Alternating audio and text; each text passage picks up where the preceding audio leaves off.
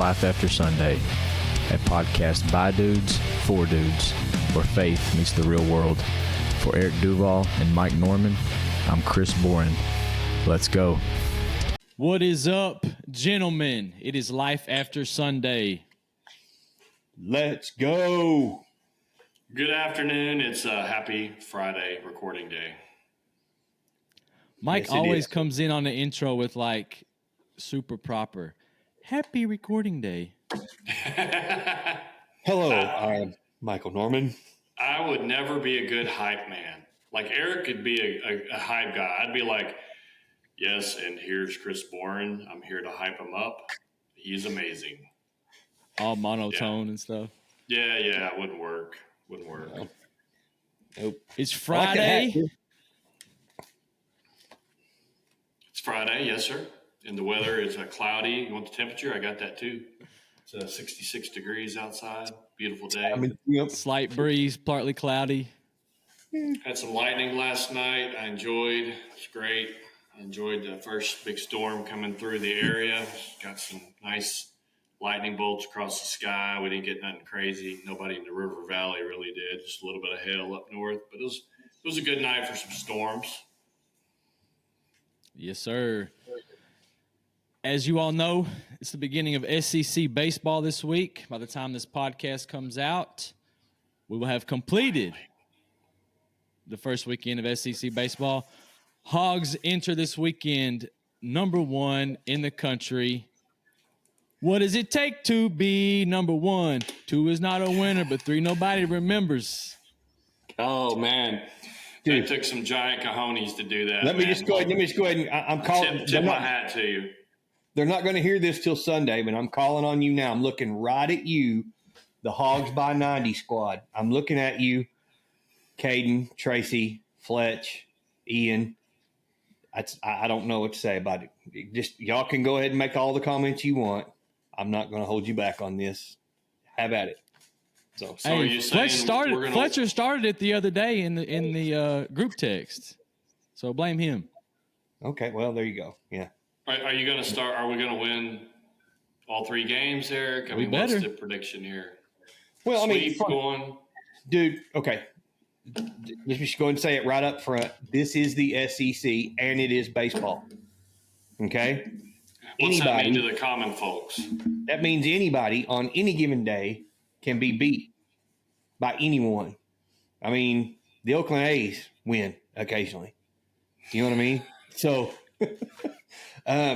you just never know. It's the SEC. Every school is loaded with baseball talent, man. There's a few kind of behind-the-scenes things going on with this series here with Missouri. I mean, Missouri's picked kind of in the bottom bunch of the East. Arkansas is obviously number 1 in the country, one of the favorites to win the West. But let's, it's SEC. It's Friday night. You're going to get their best. And I know Missouri's got a couple of family connections. Ross Lovich, who plays for the Hogs, his brother plays for Missouri and is absolutely tearing the cover off the baseball. And then his youngest brother, their younger brothers, 3 of them, their younger brother is a senior in high school and some highly touted baseball kid as well, the way I understand it. He's going to be at the game tonight. So, I mean, there's 2, Ross Lovich, who we just talked about, and Ty Wilmsmeyer both played for Missouri. So inform, as you 2 are baseball nuts, and I get on the bandwagon once we get in SEC play. Tell me how we went from, or why we went from 4th or 5th, and at the beginning of the season was just kind of like we were playing bunk teams, and all of a sudden, because I haven't been keeping up with them, and a lot of people may not have been watching them either, and all of a sudden now we're number 1. Tell me what happened. How do we make that jump? I mean, you got any stats? What you got? Well, Chris, if you don't mind, I'll jump in here first on that. Didn't we start out number 2, not number 5? Yeah, we started at number 2 in the main polls. There's several polls in baseball, but we started at number 2. And I'll also say you said something there that most people I hear say, and it's not completely accurate. Not that Mike is ever wrong, but I'm just saying we have played a couple of bad teams, but overall our RPI, I can't remember the exact number as of this morning, but it's really good. Chris can probably 11. get on that. 11. Our RPI is 11. Those bunk teams that you think we're playing are not bunk teams. That's why I need y'all to educate me, because, like, to the common dude, Oral Roberts is like bunk. Murray State is bunk. No. But see, I don't know these baseball teams like y'all Oral do. Roberts was in Omaha last year, Mike. Yeah. See, that's what I need you to educate me on. Oral Roberts was in Omaha. McNeese State is one of the favorites in their conference. They've been to the NCAA tournament several times. Murray State, another veteran ball club. James Madison, a really good ball club. So it's like basketball. The name in Blue Bloods, or not Blue Bloods, but teams that can make an impact in the playoffs aren't the typical names that you're used to hearing. Like, you'll see that in basketball and baseball. Yeah, it's not always that way. Yeah, in baseball and basketball, you're going to see some names that you don't necessarily recognize that are really good teams.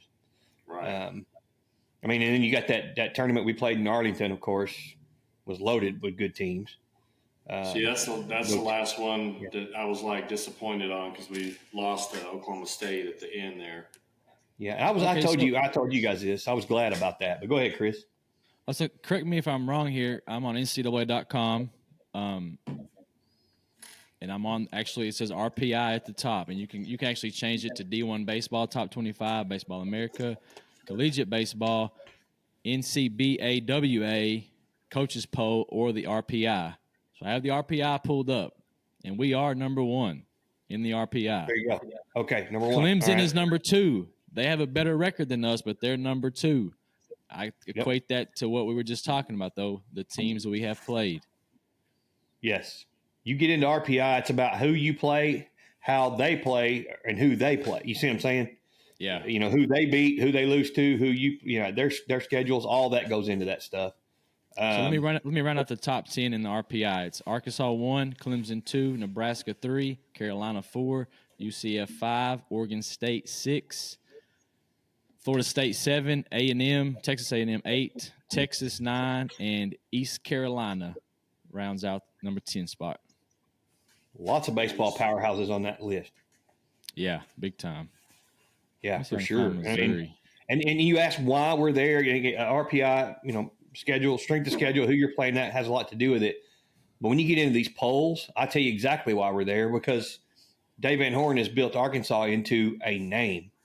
Everyone who's voting in this poll, whether you really paid attention to the game or not, knows who the Arkansas Razorbacks are because of the program that Dave's built. And then that, coupled with the fact that we have freaking video game numbers from our pitching staff.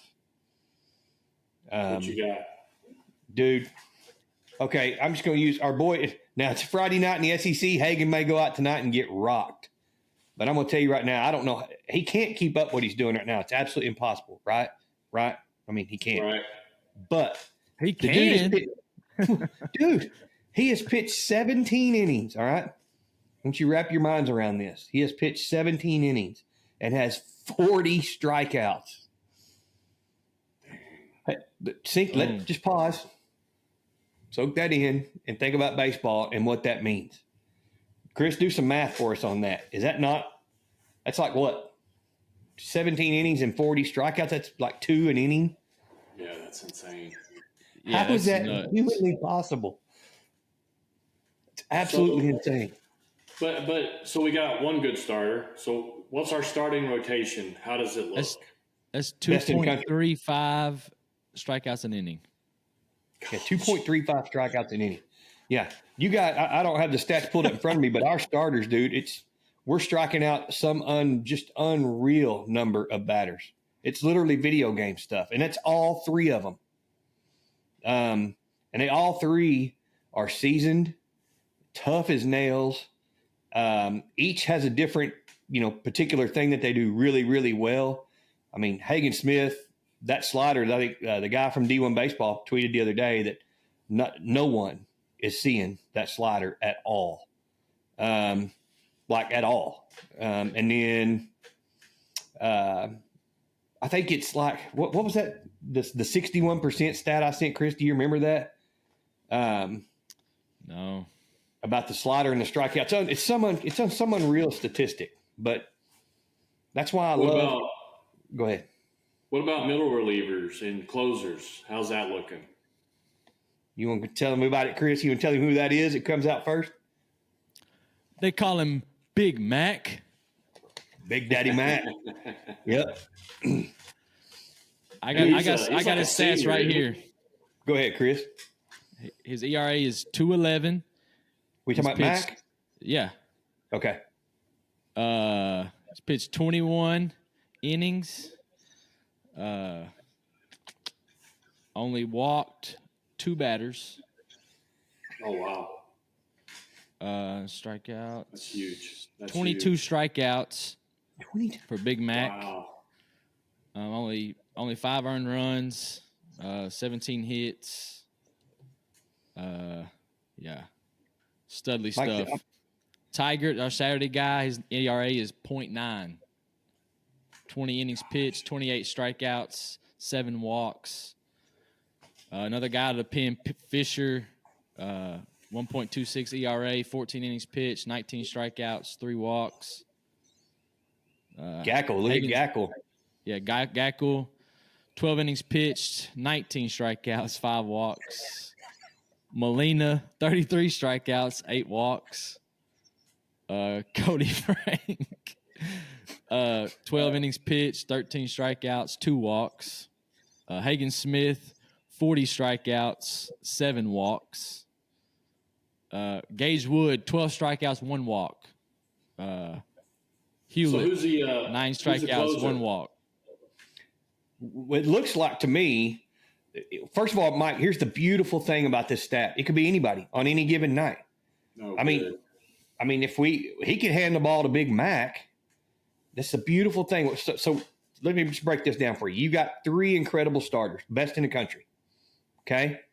Then you've got the best middle reliever in the whole country who can come out. Let's just say Hagen doesn't have his command like he did in game 1 this year. Matt can come in and go 7 innings. Okay. And it doesn't hurt us at all. And I mean, we've got Matt. Matt can close. Matt can come in just for a couple innings. Matt can go 7 if you have to stretch him out and still come back another time on the weekend. That's I was about to huge. say that he could pitch twice in a weekend for Yep, sure. he can pitch twice a week. That's very rare.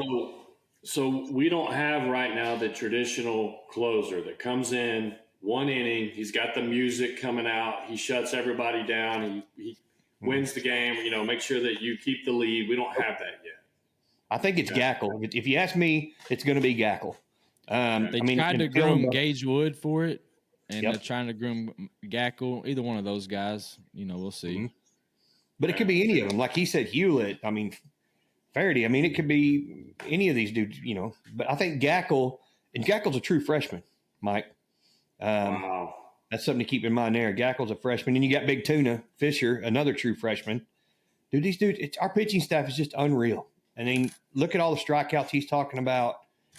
So in big picture here, Arkansas, our goal at Arkansas, because we're Arkansas now, and we are a blue blood, we are elite, is to get to Omaha, get to the Emerald City. That's your goal. And with this pitching staff, dude, you don't have to be the Bash Brothers at the plate. Mm-mm. Just give them 3 runs, give them 4 runs on the most nights, and these cats are going to get you there, and then you get into a tournament format where, it's a weekend tournament where if you happen to lose one, you go into a loser's bracket and you got to win 4 consecutive to get out of it. What a blessing to have that pitching staff to be able to do that, because there's not many people in the country that can do it. Again, that's why we love baseball, man. That's why it's so incredible. It's such a difficult game to win consistently. And we've got some infielders. The guy with the best batting average on the team, Jared Sprague-Light, batting .381, could possibly be on the bench. That's how stacked. There's so much talent on the team. Yeah. Now that we're in the SEC play, then I won't be so. Now I'll jump on and start paying attention. Yeah. Nothing against Missouri, but Missouri is not one of the teams that are picked. It doesn't mean anything. They're still in the SEC. They got lots of talent, but they're not picked And they're not one of your traditional powers either in the SEC. But you I never hate know, Missouri. man. You just I don't hate know. it. But it's a good way to Baseball. start, I think. Oh, I do too. I can't stand them.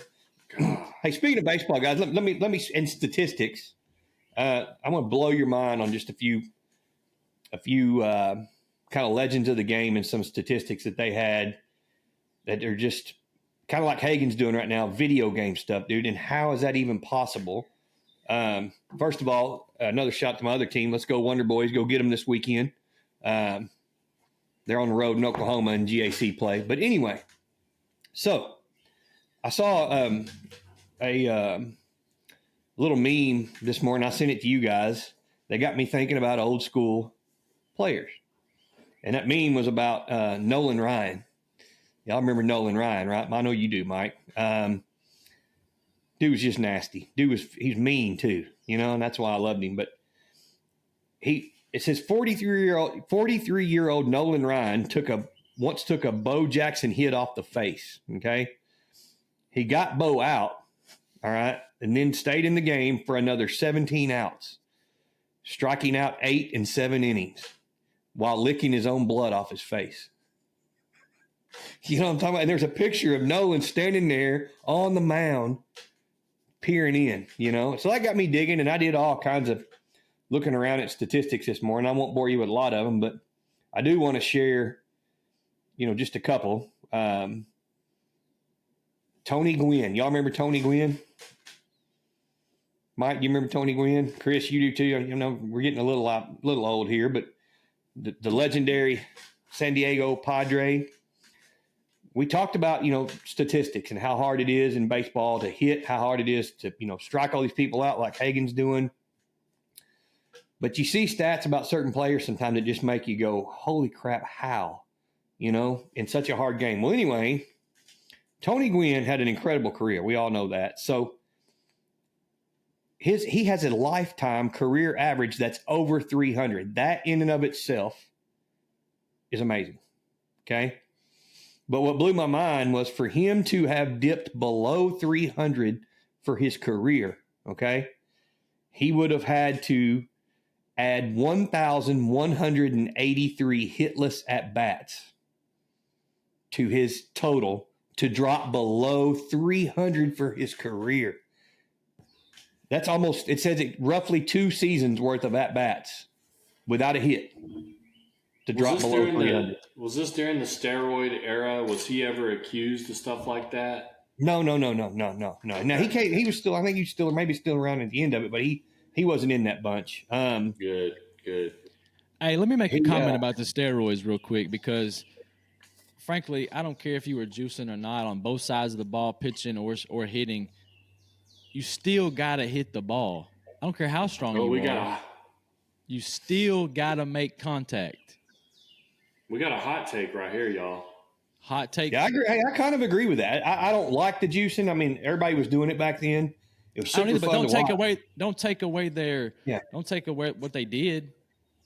I don't. No, I agree with that. Take away any accolades they got, even if they were juicing or not, because everybody was doing it, not just them. Pitchers were doing it. Yeah, I get that. Hitters were doing it. Yep. But let me just tell you. So. Go ahead. Go ahead, Mike.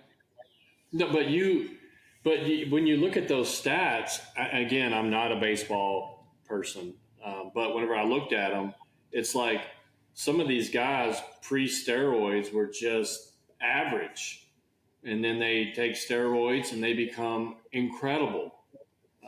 And so, they still got to hit the ball and all that, but man, you can clearly see a mark in their performance. And you could even see that in football, like with Brian Cushing.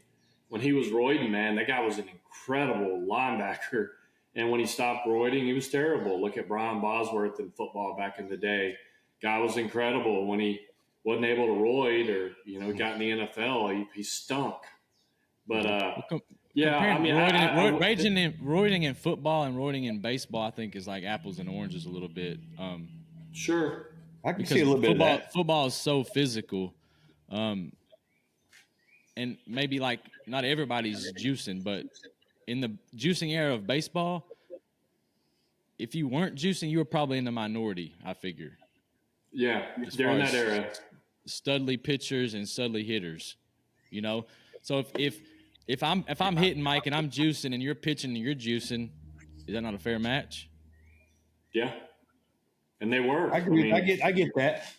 I totally get it. But man, that ball sure goes a long way when you got some juice in them veins. So, woo, But if you miss it by like a centimeter, It it's a won't ground go. ball. It won't go. that's truth. No, you've got natural talent matched up with extra strength. Yeah, It's for deadly sure. combo. And it Should sure they have was fun to juiced? watch. No. Yeah. Should they have done No. it? Absolutely not. But It was fun to watch. So Big Mac and Sosa and all them going at it. But hey, let me go ahead. I just wish they'd leave the stats alone and just and stop being weird about putting people in the Hall of Fame and stuff. Just let it I all agree. go. I mean, Pete Rose. I know that's not juicing, but for God's sake, just let the guy go in the Hall of Fame. So he I agree. games, whatever. I agree. What you got, Eric? Back to Tony. These next ones are kind of crazy, dude. It really has just, again, as a baseball guy, it just blows my mind. It says in 2,440 career games, Gwynn only had 34 multi-strikeout games. 2,440 games. He had 34 multi-strikeout games. And get this. So the odds were better that Tony Gwynn would get 4 hits in a game than he would be striking out twice. That's insane. Bizarre. That is absolutely insane. And here's another one. 1995, Gwynn only struck out 15 times in 535 at bats. How depressing is that as a pitcher? You know what Hey, I mean? Like, no matter how good you are, the game's on the line, and he's going to hit. And these last two, Mike, are just exactly what you just said. Embarrassing for the pitcher, okay? These last two stats, the poor pitcher. Greg Maddux. In 2 strike counts, okay? In 2 strike counts, his career average is 302. That's depressing. Okay, For a pitcher. so think about that. All right, his career average with 2 strikes is 302. That's he's hitting over 300 with 2 strikes. It says Gwynn had 323 career at bats against Greg Maddux, Pedro Martinez, and Tom Glavine and John Smoltz. Y'all remember all those names, Hall of Famers, every one. Okay, and struck out only 3 times.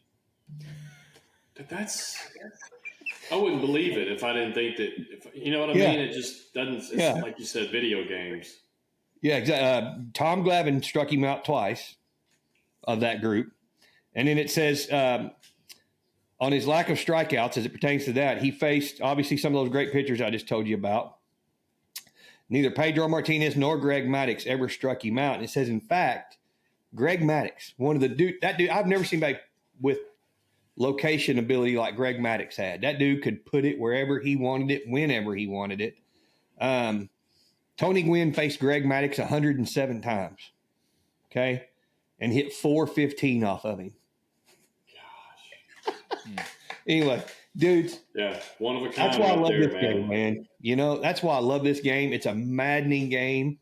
The best that do it. That's why people like Tony and Nolan Ryan and all those guys are amazing and incredible, and what they do just blows your mind, because the best that do it, man. The pros, they fail 70% of the time. Yep. The best hitters in the world fail 7 out of 10 at bats every time. I mean, that's amazing. That's why when you see stats like Tony's, just makes you love it even more, you know? Right. I love the game. Favorite game, best game, baby. Best game ever. Moving on. Our next topics, we got a whole slew of topics today, and we're going to kind of rapid fire them. And we're going to start with the most recent news, TikTok ban. Mike, why don't you start us off with that one? Yeah, the U.S. House of Representatives just passed a bill that the Senate still has to vote on. And I think it gives ByteDance, the parent Chinese company that owns TikTok, it gives them like 6 months to sell to a U.S. company because they're worried about the threats and the way that they affect algorithms that can affect the election. And you can actually see some of that occurring because when I talk to young people now, they're all talking about the Kennedy guy. And TikTok has been pushing Kennedy big time. And because Kennedy, when you catch him in just certain snips, he sounds like Trump.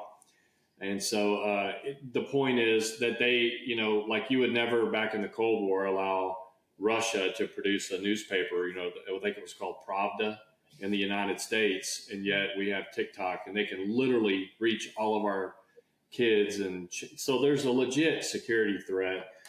But the problem is, I thought it was kind of funny that, they were talking about how any company owned by China they actually have to share their information with the defense, with the army. And they actually have a seat on the board, and we're like, in America, we don't do that. But when you actually take a step back from it, it's like, well, actually they share a bunch of stuff with our government. Private companies do. So we just don't tell you about it. They just kind of do it. We kind of do it secretly. We're in China. They're like, yeah, we're going to get the information from that. But that will affect a lot of people because everybody's addicted to TikTok. I don't know what the right answer is. I don't know that a U.S. company holding it will be really any different. And then the U.S. government will be doing the same thing the Chinese are doing. So if y'all have any thoughts on that. Chris, go ahead. Chris is like, well, I just say I despise TikTok. Okay. Sorry, I was muted. Oh, go ahead, Chris. Oh, there we go. I don't have TikTok personally. But on the flip side, I read a headline where people are saying that it's going to affect their livelihood if TikTok's taken out. Because how many people, seriously, how many people make money off of content? TikTok? Yeah. A bunch. Yeah. Absolutely a bunch. It's kind of like this. I mean, they're wanting to outlaw DJI drones. DJI drones are Chinese drones, but they're the most amazing drones ever. They're flawless. They're amazing. But if they do decide to ban them, which they're thinking about, that's my version of TikTok. Like if you ban DJI, it's going to kill me. I mean, I love their drones. But the United States has got to come up with an equivalent, either be it drone or a version of TikTok. I mean, China copies everything off us. Can't we copy what they're doing with TikTok and just copy it and make it here in the U.S.? Well, I'm coming at this from a different angle when it comes to TikTok, dude. I have to say it, I've got TikTok and I get on TikTok occasionally and I catch myself, like we've talked about on past episodes, scrolling TikTok and having a blast. I made the mistake of watching an old, because we grew up in the Beavis and Butthead era. I watched an old Beavis and Butthead clip, was rolling, and then now every time I get on TikTok, that's all it is. It's Beavis and Butthead. But anyway, dude, TikTok, I think, and dude, I'm going to sound like a tinfoil. I'm going to take my tech hat off. I'm going to grab some tinfoil real quick. So why does TikTok, get my thinking hat back on here. Why does TikTok operate differently in China? I was just about to say that. Why is it used only over there it's not used for all this crap that we're using it for. It's over used here, for it's purposes. garbage. Yes, it's hot garbage over here. It's a bunch of crap, dude. Never mind. I'm not going to say too much because it'll get us kicked off the air. But over there, it's used for educational purposes. Teach physical fitness. Again, education, love of country, all that stuff. Propaganda.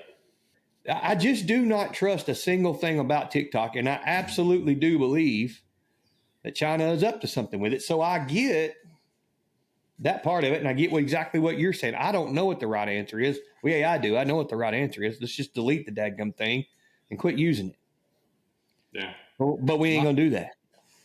Why would our enemy create something to better us?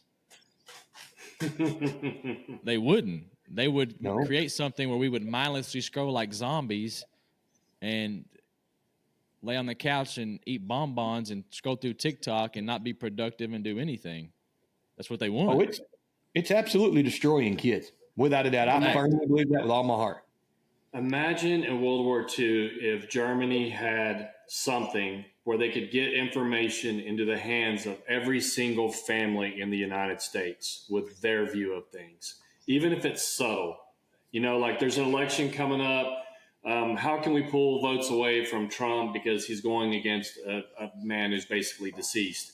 Well, Kennedy's a lot like Trump. You know, let's just slowly start feeding them.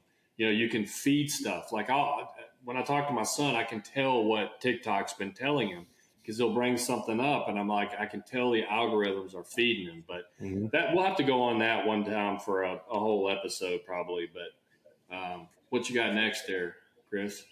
Next topic is crypto mines. I guess they've been having some issues with the locals, noise and stuff.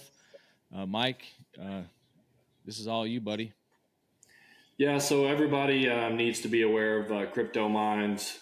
They're building them in rural America because land is cheap. They're very noisy. They're basically all a crypto mine is a bunch of buildings with servers in them and air conditioners running to keep those servers cool. And they're building them where the land is cheap next to a transmission station. So I think they're building one. They're building one in Moreland right now, and I believe there's one in Russellville. And so the locals are starting to realize that if you get one of these by your peaceful country where you're listening to the birds outside, you're going to be listening to about 80 decibels of humming 24 hours a day, and it's going to and most of these crypto companies are owned by China. And again, going back to China banned crypto mines in their own country. Again, they don't care. They're like, yeah, we're not going to use them because the amount of energy they use is so great that you have to build them near a substation where when the power comes out, it's the greatest. It doesn't drop off as it goes through the lines. So here we are again. China says, no, you can't build them here. Go build them in America, land of the free. And that's what they do. They come over here and they build them. And then unfortunately, they passed a law. I don't know the background of it. Arkansas has been pretty good on not letting China buy farmland and stuff, but somebody got in with the legislatures and passed it's Act 51, Arkansas Act 851, which prevents local control of cryptocurrency mining operations. So if they build one in Russellville and Russellville City Council wants to do something about it, they're extremely limited. So there's a group on Facebook called Repeal Act 851, Arkansas Citizens for the Repeal of Arkansas Act 851. If you're interested, go get into it, be educated on this because it will happen before you have even a chance to do anything about it. Do a search on Google for crypto mines, and you'll see nightmare stories all over the place where the countryside is being destroyed by literally Chinese companies building crypto mines to be able to, power. Again, another topic, the fact that you have to have all this computer power to be able to do the transactions of cryptocurrency is just mind-blowing stuff. So, y'all need to pay attention to that locally, get active on it, try to stop it. We need to do a whole episode on things that are allowed in America that aren't allowed in other countries. And it would probably be mind-blowing. Yep. Yes. For real. Yes. And you can actually mine crypto in your bedroom if you wanted to. You could. If you had a one transaction at a time. Yeah, one transaction at a time. I'm totally paid for crypto. And that's why they do it. They get paid for every transaction that they mine, that they decode. You get paid for the processing and computer power it took to decode that transaction. So that's why companies, it's profitable for them to build a giant, server station to decode a lot of transactions to be able to make money. So yeah, we can go on about that down the road. Wow. That's all I got on it. Next topic, something pretty cool happened this week. SpaceX Dragon re-entered Earth's atmosphere about a little after 4:30 in the morning. Was that Tuesday morning? Had been. I think it was. Yeah. I think so. Yeah, I think that's right. So, Yeah. What an amazing visual. I've never seen anything like that in my life. It was awesome. Just to think that there was even humans on this shuttle. And it was rolling. 4 of them. Yeah, that was that freaking cool. We don't get to see stuff like that here very often because of, when they re-enter, the time of day. Sometimes they do it in the day, or they come in over the coast. We got that sucker went straight over Arkansas. It covered the state of Arkansas in 1 minute. It was roughly going 17,000 miles an hour when it entered over Kansas, and was slowing down all the way to. So it came in from the northwest around Kansas, came over Arkansas, went over Louisiana, and splashed down off the coast of New Orleans. I've never seen anything like it. It was worth every minute of it getting up to see that thing streaking across a beautiful, clear night in Arkansas. I thought I heard 2 sonic booms after I came in. I know the people on the coast heard 2 booms. I can't confirm that those 2 booms that's what I heard. But yeah, that stuff's, SpaceX, man, they're just giving us a show. You guys got to see the second stage separation when y'all were camping that one time.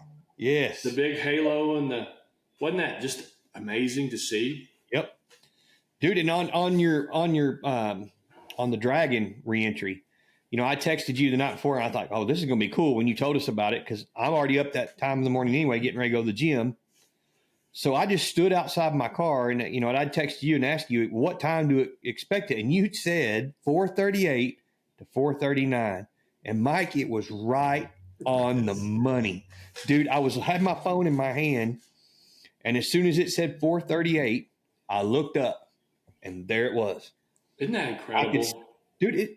How is that, dude? That is amazing, and to watch it come across the sky, dude, it was so. Like you said, it was a beautiful night. It was crystal clear, and it was just the coolest. I can't even describe it. I kept wanting to hear some kind of roar or something because it was so beautiful and prominent in the sky, and the trail it was leaving. I was like, how's there no sound? I kept wanting to hear something. But yeah, there was a full minute and I tried to video it, but it doesn't do it any justice. Dude, that just shows, dude, that Elon Musk, before I get to Elon Musk, what was Starship also was this week. Yeah, just incredible. They had That cameras up using Starlink internet to show you the plasma field coming around as it re-entered. There has never been video of anything like that, ever. The best we ever had before was the space shuttle. They'd look out the window with a crummy VCR back in the day, big old camcorder, and the windows would turn orange. Man, we had 1080p, beautiful view of the Earth with that plasma field. Man, SpaceX, amazing. Yep, absolutely, man.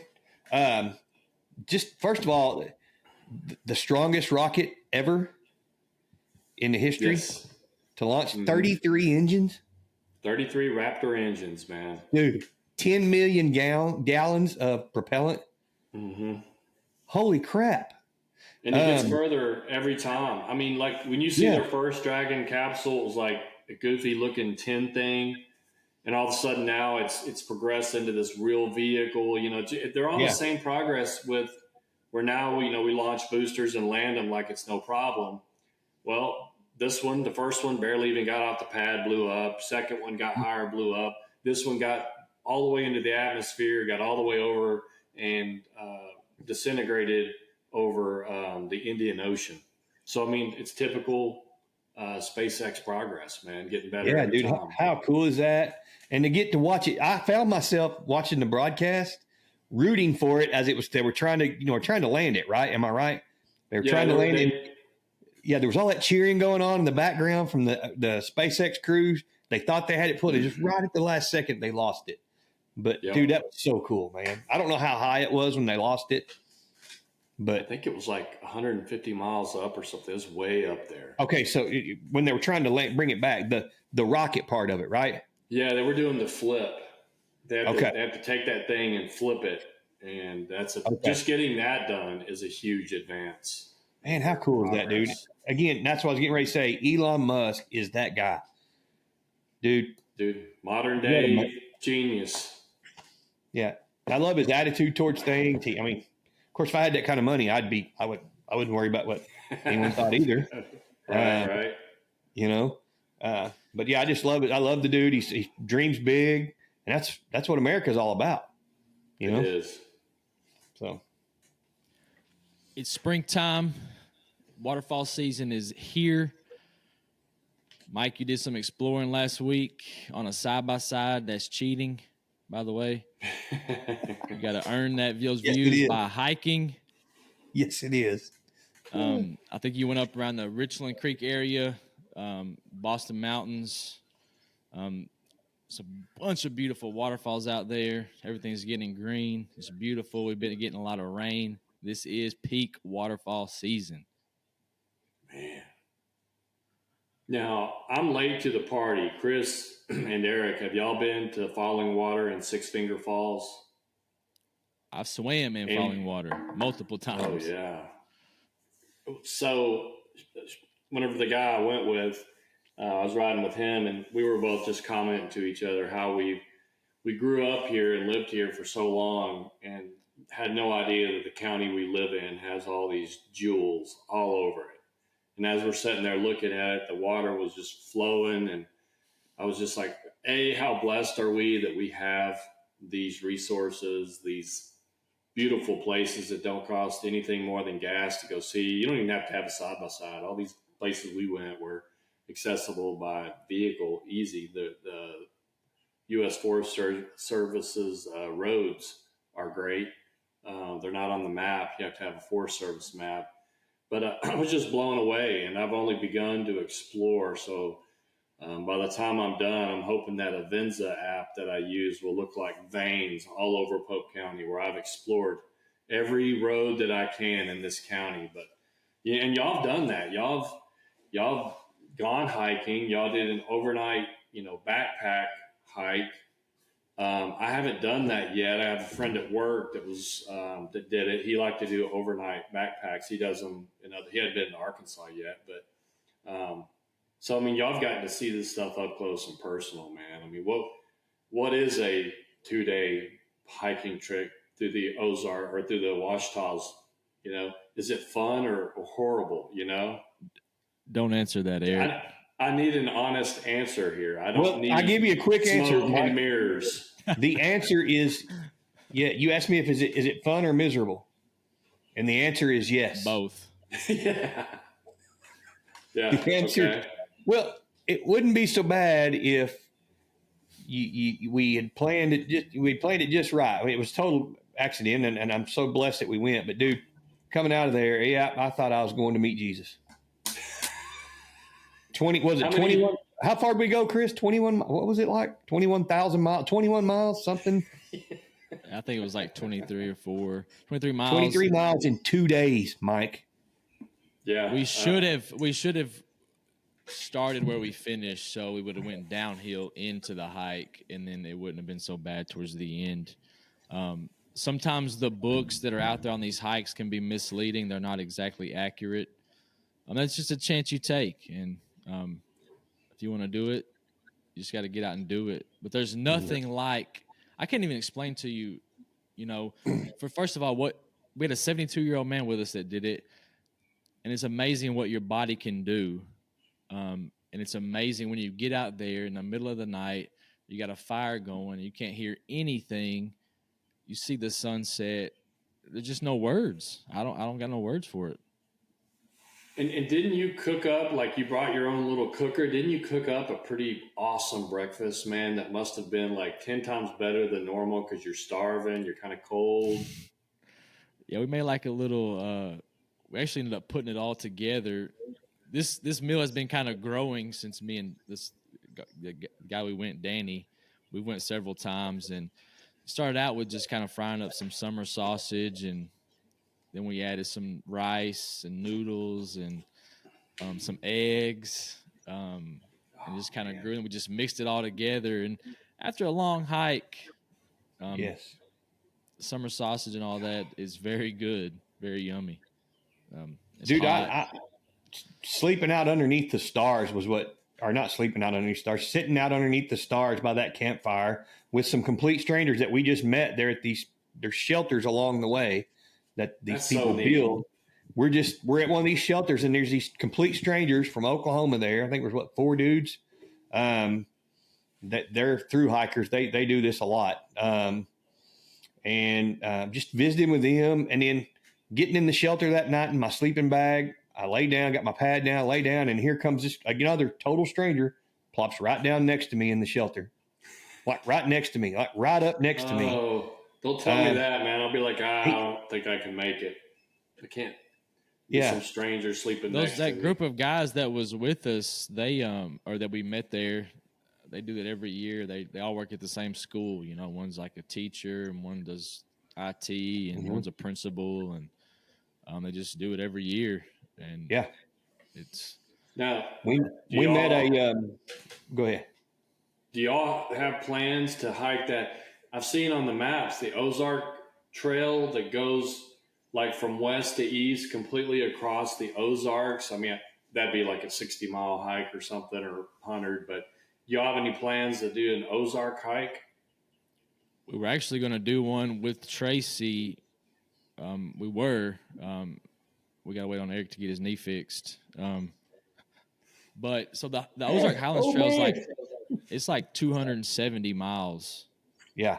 Or the Ouachita Trail, and then the Ozark Highlands is like 100 something.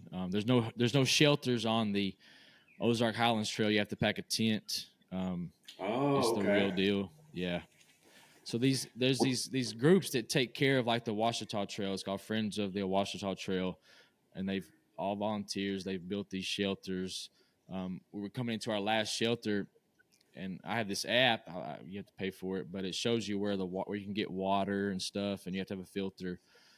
This last watering hole we were going to hit, watering spot was pretty dry. There was nothing there, and we were all limited on water, and we were going to be out by morning. We passed a guy coming out, and he said, "Hey, I just put a whole 15 bottles of water in the shelter for us." And that was like an angel, man. I was like, we were worried we weren't going to have any water, but thankfully, and that was a guy that he just kind of patrols the trails and, puts water out if need be. And it's pretty cool stuff.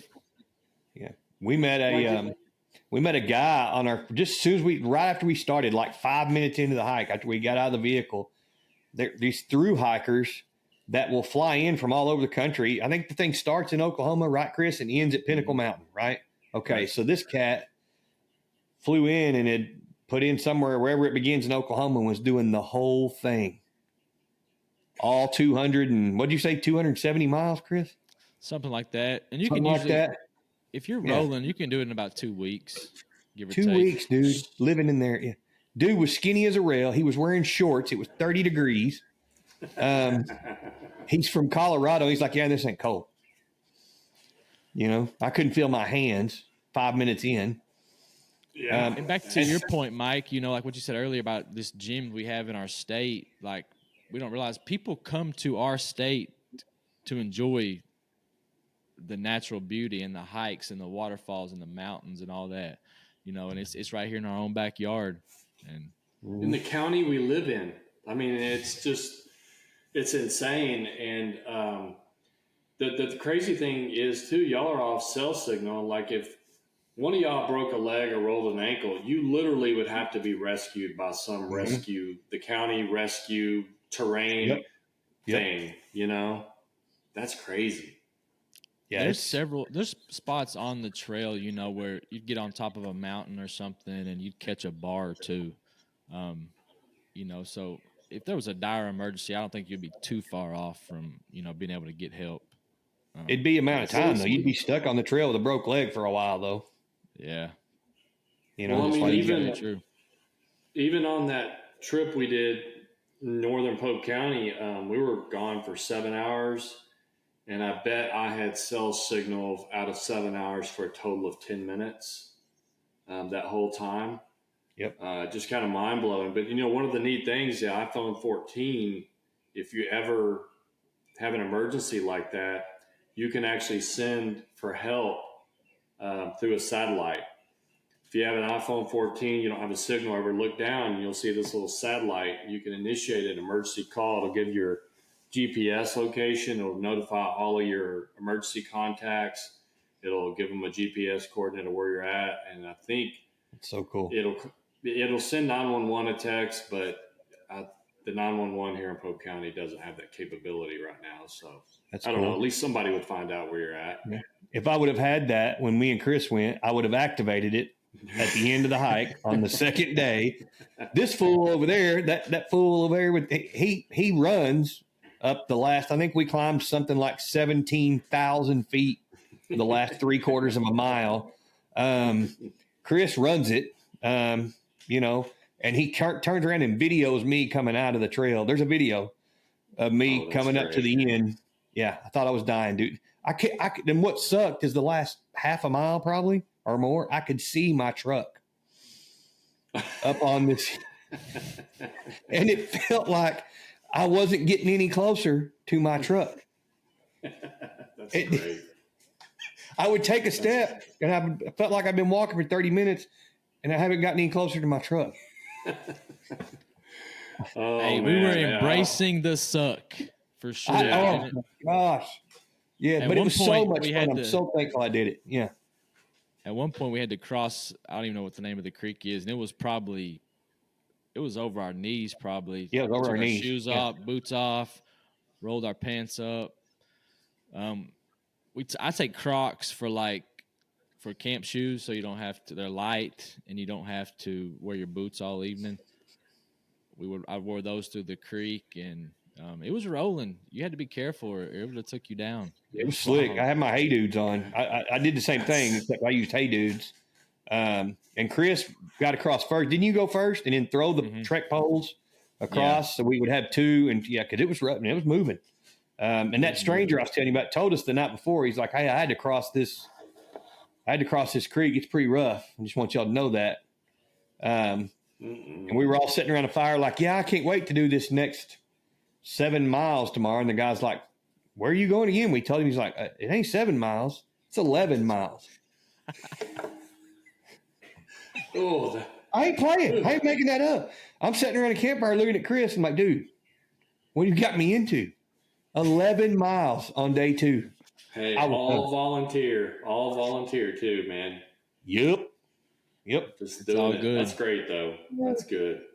I'm ready to go again. It's almost getting too hot. Oh, I loved it. Absolutely loved it, man. I like to go when it's cold, no bugs, and it was cold. April 8th, the total eclipse is coming to a city near you. The Department of Transportation is wanting everybody to treat this like a snow and ice event. It means they don't know what to expect, and we're probably going to run out of food and gas and everything else if the amount of people show up that they think is going to show up. They don't know really, but that's why they say treat it like a snow and ice event. That's insane. Part of me believes that it won't happen, but if I look down on Highway 7 and I see bumper to bumper traffic, I don't know, my jaw will hit the floor. Watch it be some extremely terrible weather day. Well, it could be, but it's still going to be wicked. If it's cloudy, just imagine all of a sudden the sun going out. That would be cool. Bizarro. Yeah. Just bizarro. I mean, what are y'all's plans? Are you just going to stay home, chill, look at it out in the yard? Are we coming to your house? You're more than welcome to come to my house. I got to work. More than welcome. You got to work. I will be at work. Yeah, they're gonna have map trucks rolling through every county's patrolling the interstate. They're gonna have gas cans. They're gonna have tools. They're gonna have stuff to fix vehicles, water, essentials, crackers. if traffic's gridlocked or anything, they can assist people. Maybe some side by sides out running around. They're gonna have some barricades up at some of the parks here, Nebo, Pettigene, message boards, rerouting traffic and all that. It's going to be a mess. It could be potential to be a mess. Wow. I want zero part of it. I'm going to be on my little mountaintop here, sitting out in the yard, away from all these human beings and the madness. I've experienced this stuff. Yeah. I've been through hurricanes with no power. I've seen what a lot of people do whenever things. I've watched people run out of gas when they were evacuating Houston on Rita. You had old people dying or elderly people dying in buses that were stuck on the road, and they were having to bring National Guard trucks and fill them up because the gas stations were running out of gas. I want no part of that madness. No part. So I'll have my food. I'll sit up here and just look through my binoculars like, oh, those poor souls. Look at those people right there. I don't want no part of it, man. That's But great. I'm very And the only excited thing about it. I'm a nerd like that. Yeah, I'm excited too. But the only thing that anybody has to compare it to is places that it's happened to in the past, and everything that happened as far as food and gas problems and all that. That's where that happened to them, those cities. Mm-hmm. And so, if you don't It does prepare, look legit. it will happen, and you'll be Yeah. it'll be a bad deal because our infrastructure isn't designed here in Russellville to handle all these people. No, Right. you'll be like, go ahead. I'm sorry. I was going to ask. I'll be at work, and so where I'm going to be compared to Russellville, am I still? I just thought of that. Am I still good for a good view? Oh yeah, good view, but it's just I don't know how you're going to get around. A lot of companies are letting people take the day off because if what they say is going to happen, you're not going to be able to function. Like the gridlock, and people are coming from all over the world along this totality path, and but it's going to be a pretty amazing event. I'm very, very excited about it. We've had a lot of neat stuff to see in the sky lately, and it just continues. But there's going to be a lot of people because it's just like, when you get a tornado warning and, you got trucks driving right into tornadoes. Like, I don't understand that because I'm prepared. I know what's going on. I'm alert, but there's so many human beings that are just clueless. They, driving right into the tornado. Like we have all these, ability to know where stuff is. And almost every tornado you'll see somebody drives right into it. All you have to do is look on a map and go a different way and you're good.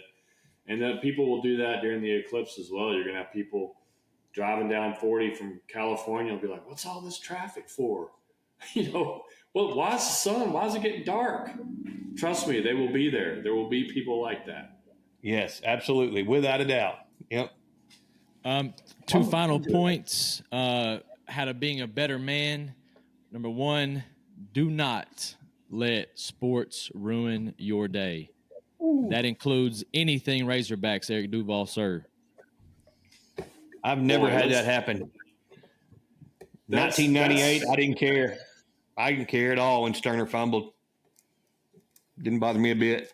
Why you're causing me issues right now, Eric? 2018, Chris. I wasn't with you. I was fine.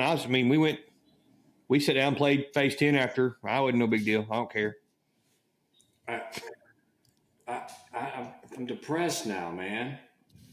Dude. But isn't that one of that podcast that you like? Isn't that one of his things is how to be a better man? Don't let sports ruin your day. That doesn't go for Arkansas fans, though. It doesn't count. That's for everyone else.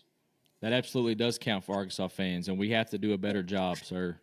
Yes, I agree. We do. My wife actually got on me the other day after for doing. I helped Eric call 2 games at Tech. I went to the hospital. Her mom was in the hospital. I walk in the hospital with the hog game on my phone. I left it on my phone the whole time. I was in the hog game. I wasn't really paying attention to anybody else. The family was talking and chatting. And that's kind of another, that's falls in line with this too. You know, like, don't let it take away from time with your family, or don't let it take away um, important things, you know, because it's not that important. Well, I've been training for this season. Um, I've designed a sawhorse that is powered, and I stand over it, and it repeatedly kicks me in the gonads, so that I can develop the ability to not get sick at my stomach and be bent over in pain. So I've been doing it, and my stuff is getting leathery and more tough. So I'm hoping that will help me not get depressed. Oh, dude.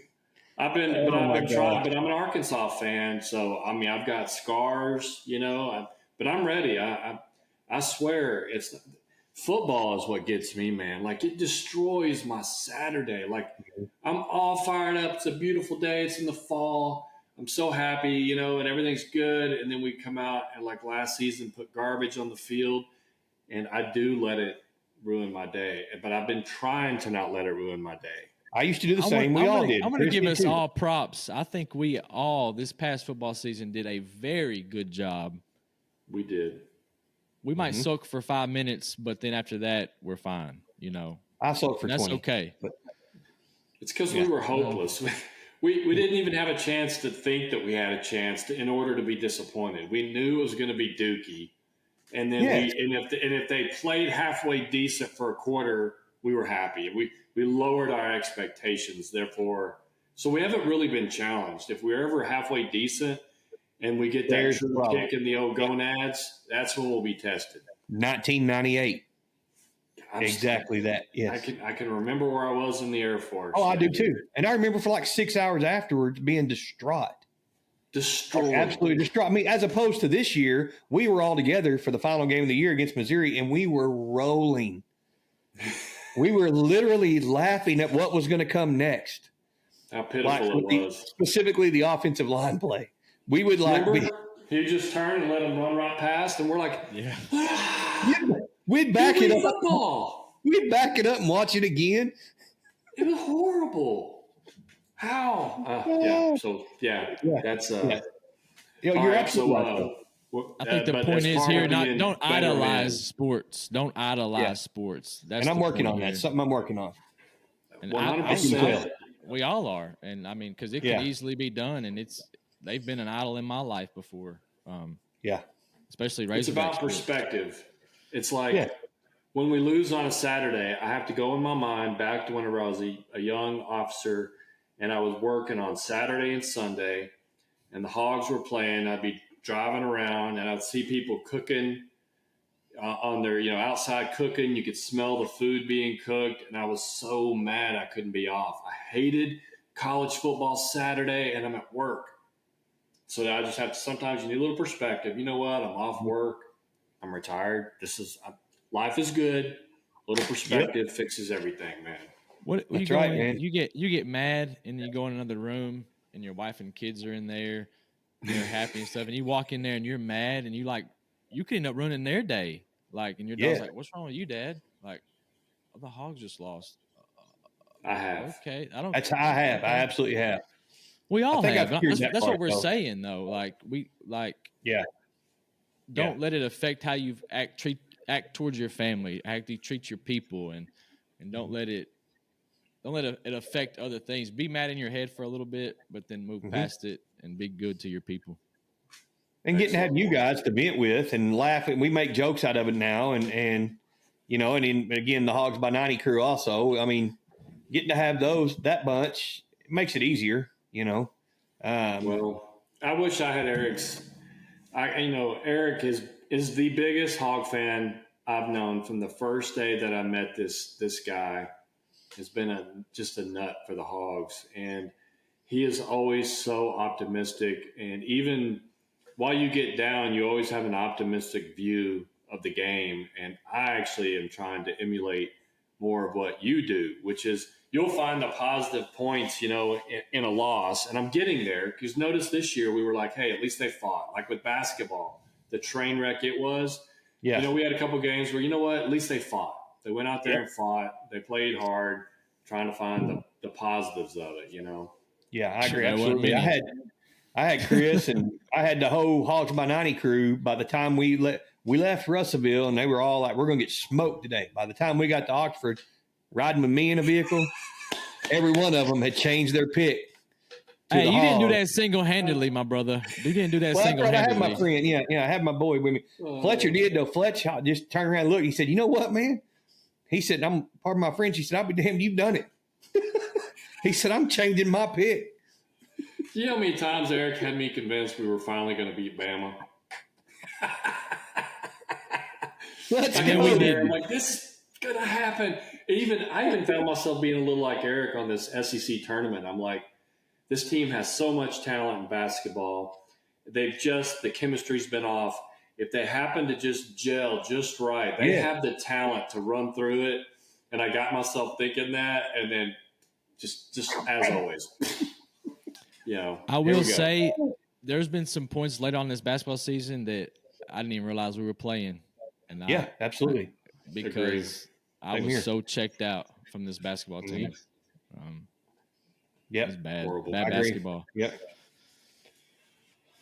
Well, that's a wrap, fellas.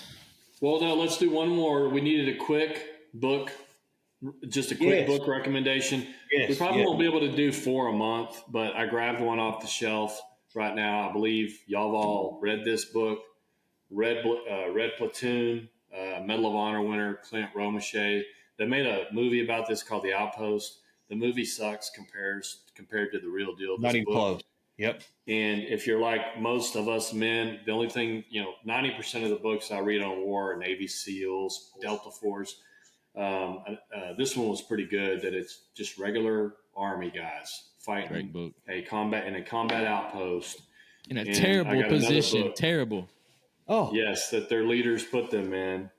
But a great book. You won't be able to stop reading when you start this. And I've got one more recommendation on another Army unit if people are looking for a book to get outside the special forces, because while they're awesome, the regular old Army and Marines are out there, getting it done, and we're in some massive fights. I think I know where you're going. That other book. I know which book you're talking about. I love that dude, man. Yeah. That's an awesome book, man. Yep. We'll get into that next week. Yep. Yeah, say that for next week. That's a wrap, and let's pray out of here. Do it. Heavenly Father, we thank you for this day, Lord. We thank you for this beautiful weather. Father, I pray you lead and guide us by your Holy Spirit. Give us the strength to keep fighting the good fight. Give us the strength to be the men you've called us to be, the men, the husbands, the leaders, the dads, the employees. And let us walk by you. Your word says that we walk in the Spirit so we will not fulfill the lust of the flesh. We love you and we praise you in Jesus' name. Amen. Thank you for listening to the Life After Sunday podcast. We hope you enjoyed it. Please give us a like and a comment, and go follow us on Facebook, YouTube, and Rumble. And as always, keep fighting the good fight.